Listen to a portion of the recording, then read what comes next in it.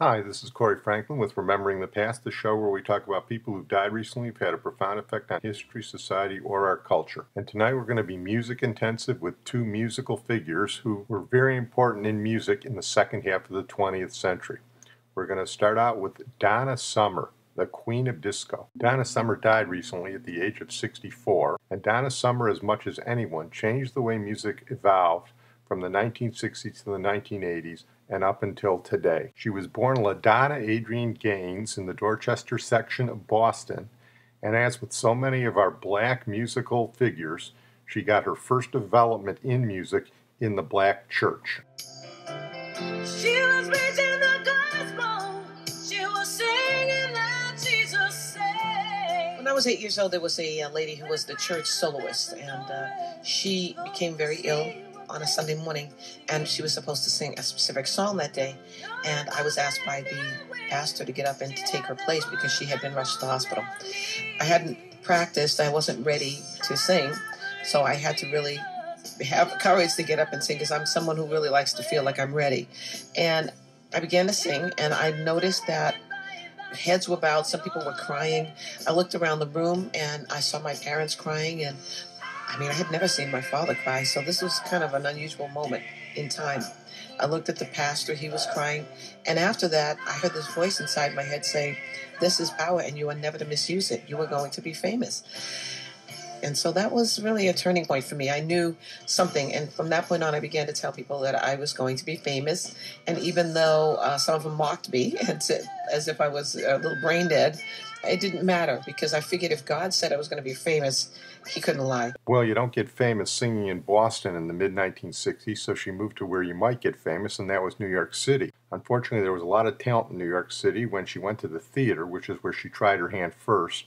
She got beat up by Melba Moore for one or two key roles, and the play to be in the 1960s, if you were wanted to be in musical theater, was Hair. So Donna Summer moved to Germany to do the musical version of Hair in Germany, and it was a critical career move because that was where she met Giorgio Moroder. Giorgio Moroder was a record producer who started the techno pop craze, and when he met Donna Summer, he realized he had the perfect person to merge his techno pop with the new style of music that was coming to the fore. Donna Summer had married in Germany, taken her husband's name, then divorced him, changed the spelling of his name. She spent a brief stint at the Vienna Folk Opera, but then she and Giorgio Moroder got together to produce one of the groundbreaking singles of the 1970s, Love to Love You, Baby.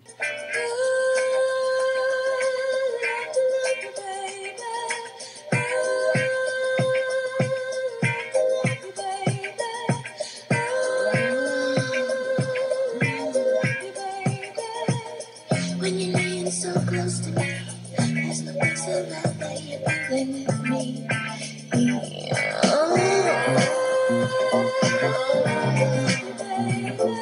I didn't want to sing the song. I wanted someone else to sing the song. It was too, erotic. When I did the first demo, I was goofing with Giorgio and them in the studio to try to just get through the song because I was so kind of embarrassed by singing like that in front of them. I'd never sung a song like that. All my songs were totally different. They were like, kind of Schlager type songs, German Schlager.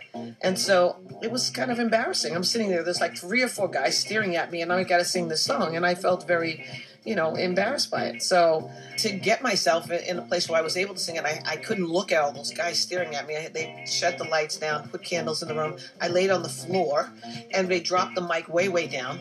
And I had to envision who this person could be.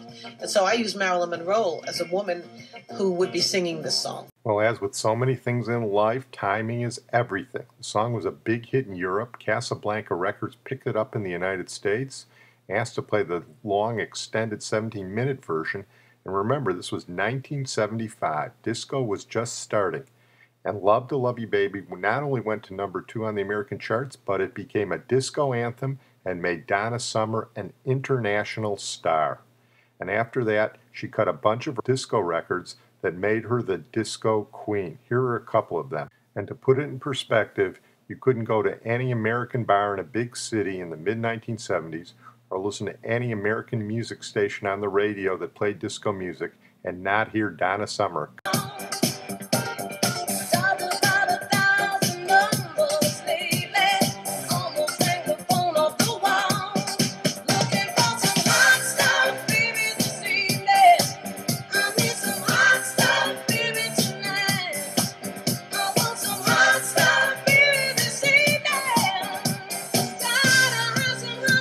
Boy, do I wish I had $1 for every pickup that occurred because of that song. Male, female, male, male, or female, female. A lot of pickups occurred because of that song. One of her themes in her disco was female empowerment. So here she works hard for the money. This version's being introduced on The Tonight Show by Johnny Carson. You know if you're being introduced by Johnny Carson on The Tonight Show, you've made it. And Donna Summer singing this in a waitress's uniform. Single from this record, Donna Summer.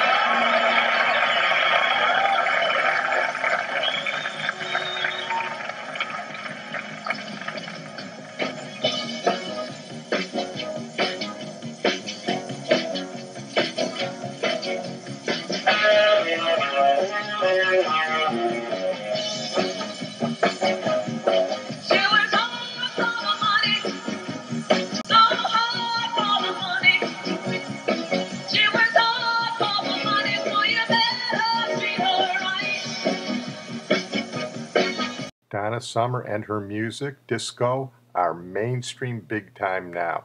Here is Bad Girls, which is a story about streetwalkers, and even this one has a subtext of female empowerment.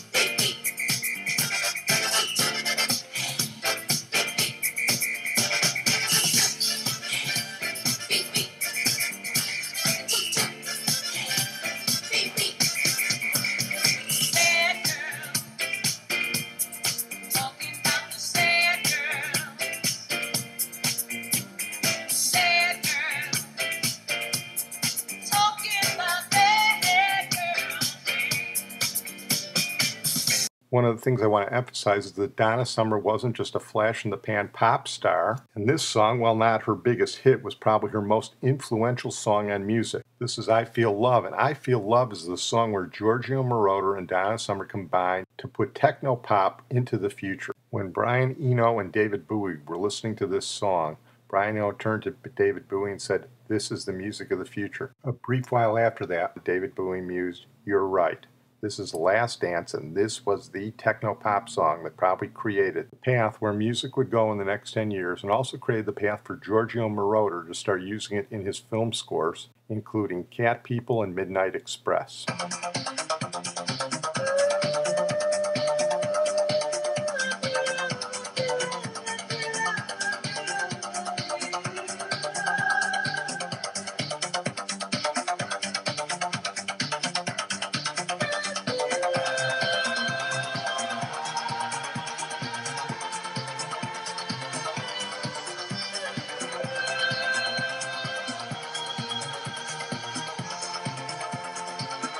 Well, one problem with these songs is I don't think that you get a full appreciation of Donna Summer's voice. They don't use Donna Summer's voice to its best effect. So what I'm going to do now is I'm going to play my favorite Donna Summer piece. It's a cover. It's a cover of MacArthur Park. But before I do, I'm going to segue for a little while. MacArthur Park was written by Jim Webb about the breakup of a love affair he had with Linda Ronstadt's sister Susie, and was originally part of a longer piece called Cantata. It was originally written for the Association. Bones Howe, the producer, offered it to the Association, and the Association turned it down to his amazement.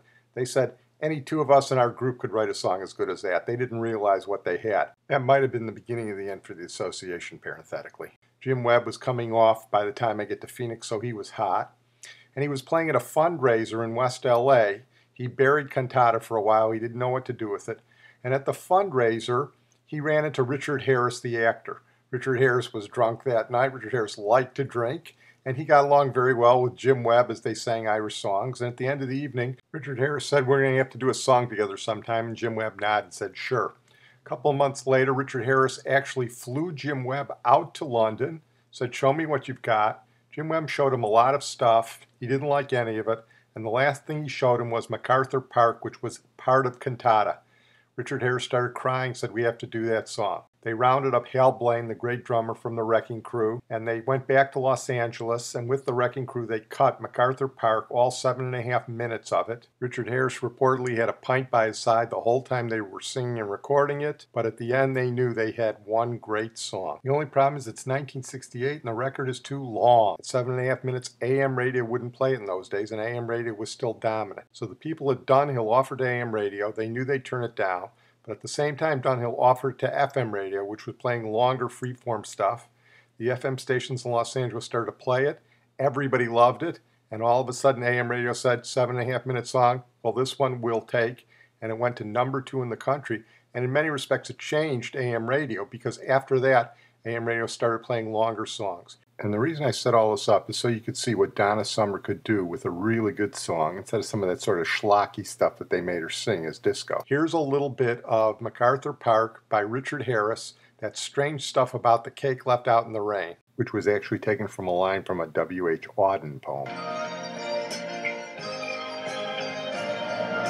MacArthur's Park is melting in the dark, all the sweet green icing flowing down. Someone left the cake out in the rain. I don't think that I can take it, 'cause it took so long to bake it, and I'll never have the recipe again. It's a shock to a lot of people that a macho British actor like Richard Harris sang a song like that. Here's another macho guy singing it, one of my favorites, Waylon Jennings. MacArthur Park is melting in the dark, all the sweet green icing flowing down. Someone left the cake out in the rain, but I don't think that I can take it. Thought it took so long to bake it, I'll never have that recipe again. Oh no. Okay, flash forward to 1978, a lot of things have changed. And Donna Summer has changed the face of music with disco, and she decided that she would cover MacArthur Park, and you can listen to her version of The Cake Out in the Rain, and you can hear that great disco beat. Donna Summer does a great job on this song.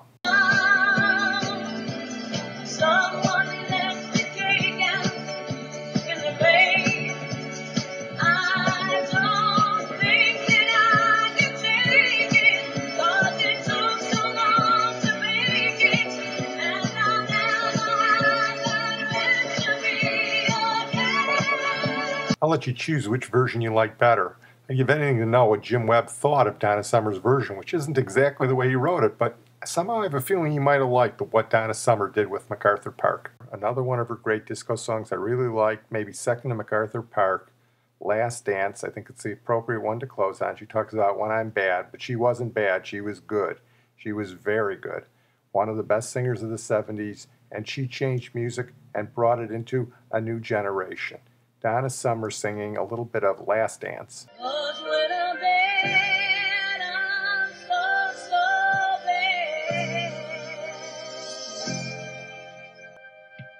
So let's dance, let's dance, let's dance, let's dance, let's dance, let's dance tonight.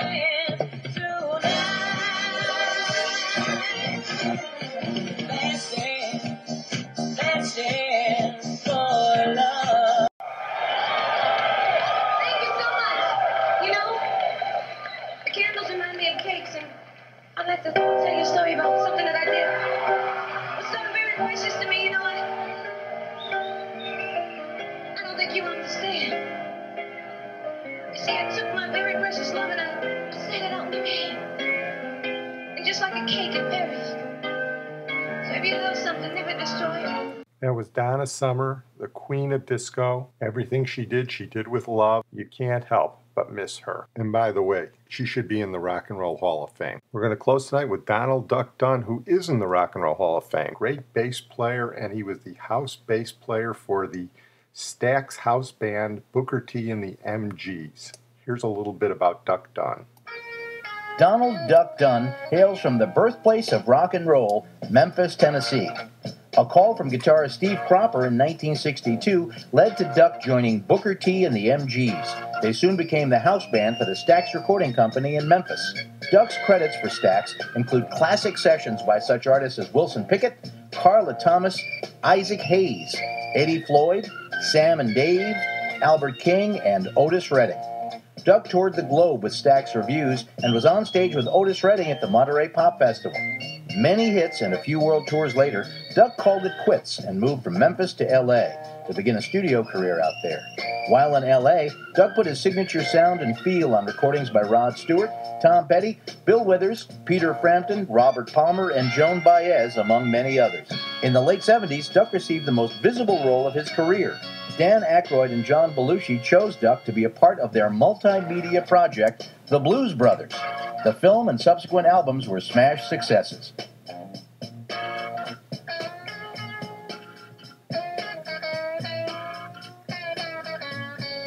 In the mid-'80s, Duck was hired by Eric Clapton to be in his band. His tenure with Clapton included a performance at Bob Geldof's Live Aid.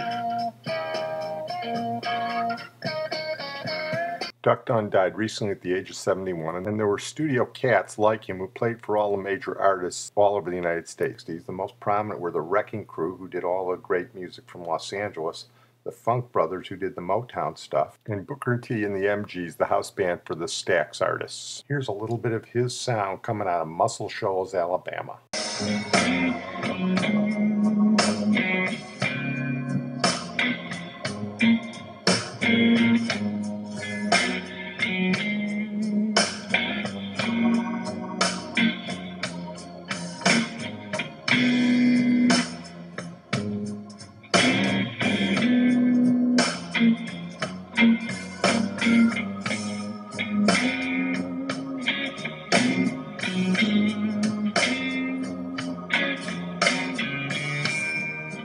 Here's Duck Dunn playing on a song for the Big O, Otis Redding, and a song you may be familiar with.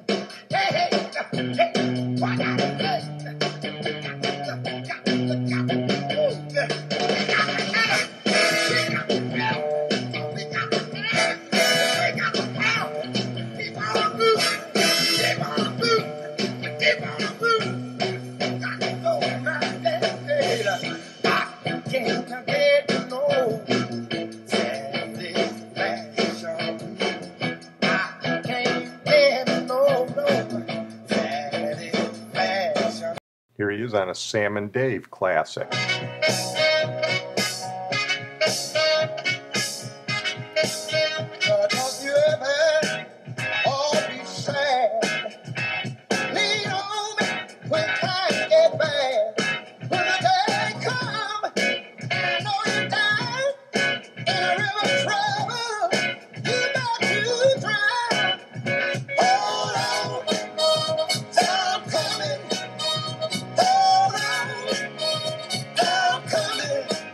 Duck Dunn with the Wicked Pickett, Wilson Pickett.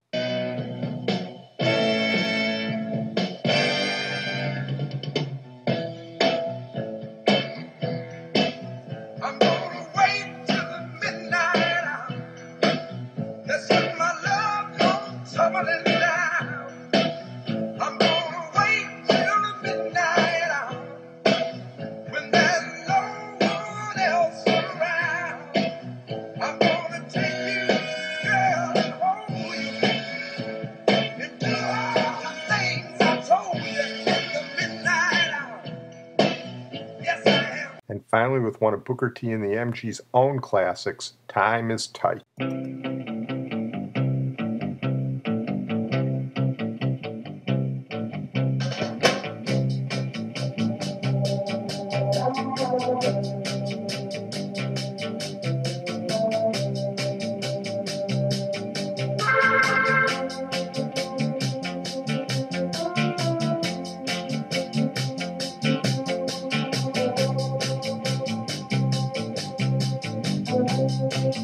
Well, we'll say goodbye to Duck Dunn. I want to thank my producer Sid Tepps, and in closing, we're going to use a Duck Dunn classic, as the man talked about. He was one of the backup band in the Blues Brothers, so here he is with Jake and Elwood.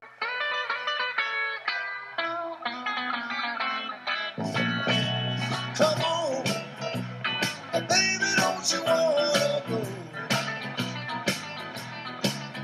Come on, baby, don't you wanna go